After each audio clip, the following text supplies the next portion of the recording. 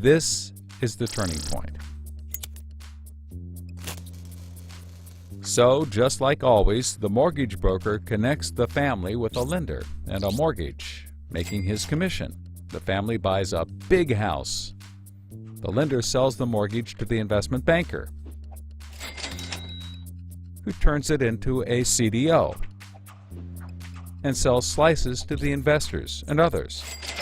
This actually works out nicely for everyone and makes them all rich.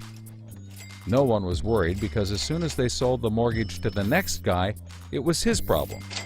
If the homeowners were to default, they didn't care. They were selling off their risk to the next guy and making millions, like playing hot potato with a time bomb. Not surprisingly, the homeowners default on their mortgage, which at this moment is owned by the banker. This means he forecloses and one of his monthly payments turns into a house. No big deal. He puts it up for sale.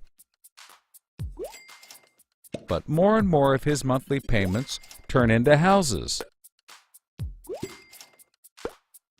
Now there are so many houses for sale on the market, creating more supply than there is demand, and housing prices aren't rising anymore. In fact, they plummet.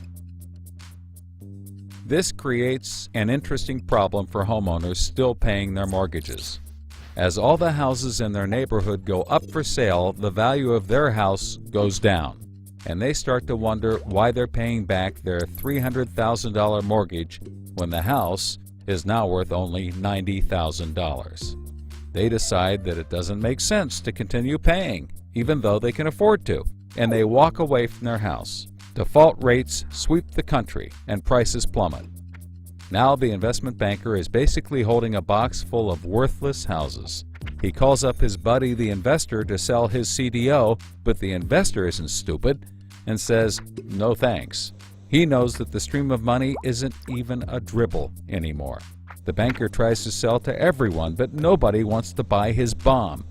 He's freaking out because he borrowed millions, sometimes billions of dollars to buy this bomb, and he can't pay it back.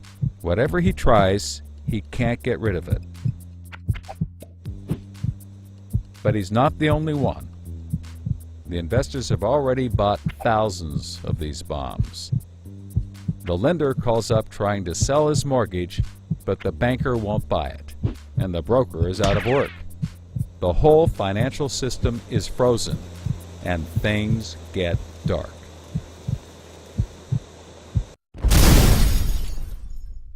Everybody starts going bankrupt. But that's not all. The investor calls up the homeowner and tells him that his investments are worthless. And you can begin to see how the crisis flows in a cycle. Welcome to the crisis of credit.